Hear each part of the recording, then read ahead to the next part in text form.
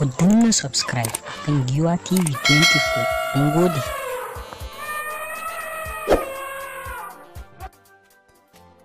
Shirin Hikaya 99 fita na ɗaya.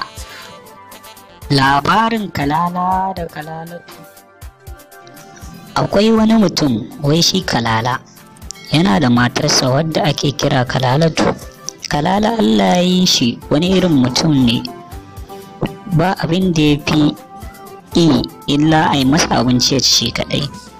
Da suna ci tare da wani makwabcinsa, sai makwabcin na ya zama yana iya cewa matar Kalala bata iya miya ba, wai kullum miyar ta daga ta cika gishiri sai ta cika ruwa.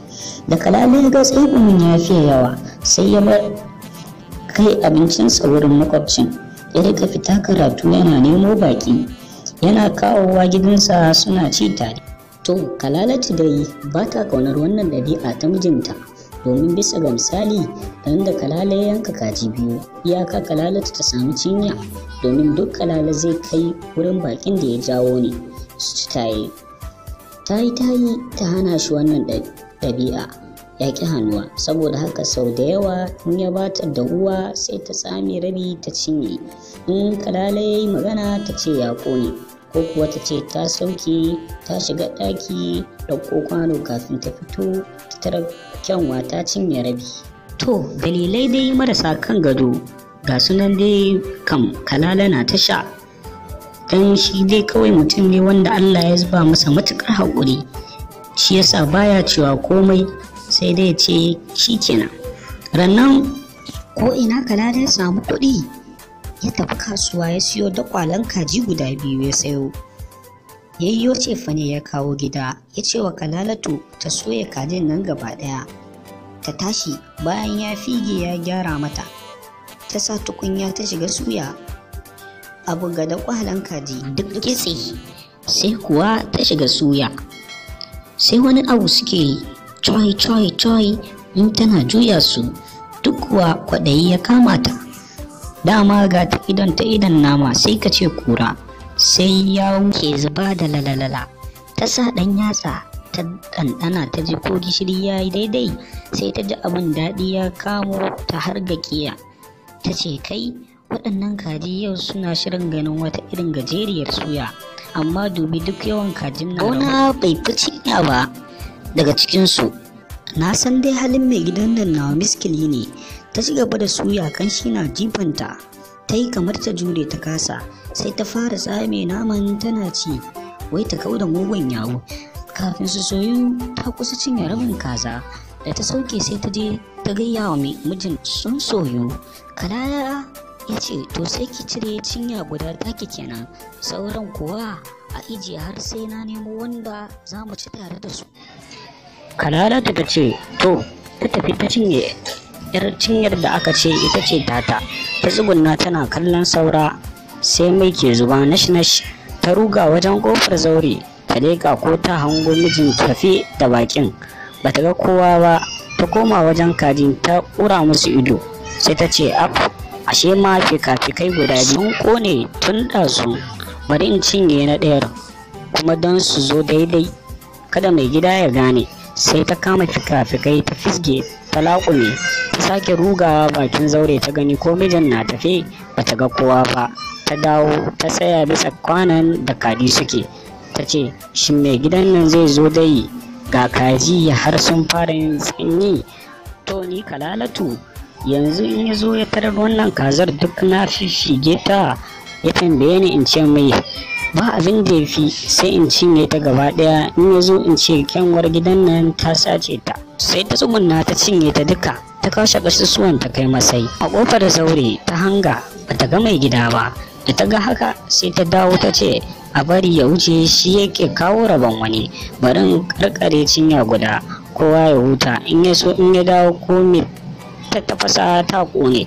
Sai ta kama kazar guda kuma ta laƙume, ta nufi da ta ɗebo ruwa ta kora, ta yi gyatsa ta ce madalla, ko me take zama ta zauna kenan. Sai ga mai gida ya shigo, ya ce wa Kalalatu yi maza ki nika yaji ki barbaɗa musu, kin san yanzu lokacin sanyi ne, ba abin da ya fi yaji amfani.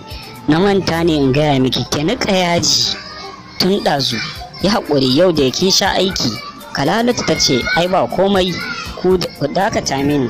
Ta shiga ɗaki tana ta shawarwarin abin da za ta ce wa mijin ya faru da kajin. Tana nan cikin ɗaki sai Kalala ya ɗauki wuƙa ya nufi manika yana wasawa karas wajen ta yi kaifi ya samu ta yanka kajin nan in an kawo. Kalala na can na ta fama da washin wuƙa sai Kalala ta je ana sallama. Ta yi farar ta fita bakin zaure wajen mai sallama, ta dube shi ta rike baki ta ce kai bako, kai ne mai gidana ya kirawo wai ku zo ku ci abinci? Bako ya ce Allah ya saka muku da alheri.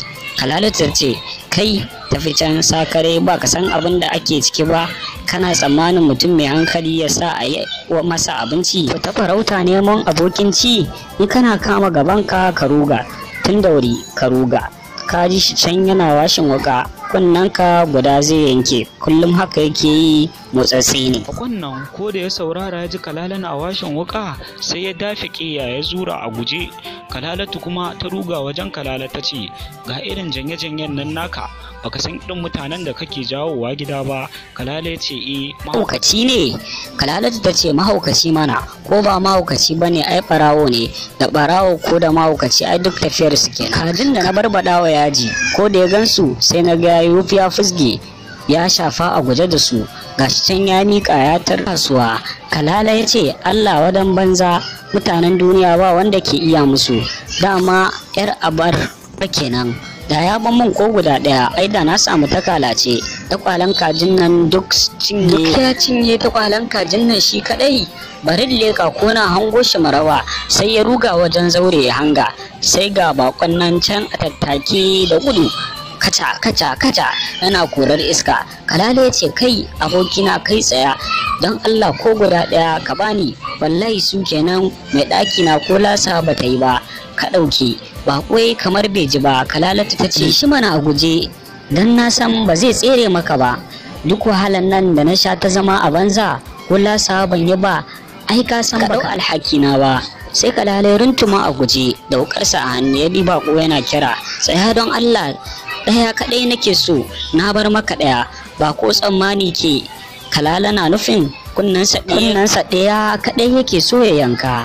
Ya waiwaya sai ya ga taso masa da wuka tsirara a hannu, saboda haka ya ƙara mai ya dai yi wa Kalala fintinkau, yana ji yana gani. Da Kalala ya ga abin ba girma sai ya juyo ya nufo gida da wukarsa a hannu, yana kutsawa yana Allah ya isa. Da matar ta ganshi ya dawo yana zage-zage sai ta tare shi ta ce ya waka, kaga irin abin da nake gaya maka. Kalala ce ko tarar da shi na yi, wannan akwai dan banza da gudu, gashi kamar tsoho amma da ya zura sai ganinsa ake kamar baya taka kasa. Bar shi ya je ya ci, ban yardar masa ba duniya da lahira, Allah ya isa. Daga yau ko sai yau ba na sake kiran dan kowa ya ci abinci na, tunda duniya ta sake Allah wadai talaka dai ba abokina bane, ko kaso shi ran biki sai kun bata. Shikenan karshen labarin. Ku kasance da mu a tashar Giwa TV 24, sannan ku mana subscribe don kasancewa da mu a cikin labarukan mu na Hikayoyi 99. Mun gode. Ku danna subscribe kan Giwa TV 24. Mun gode.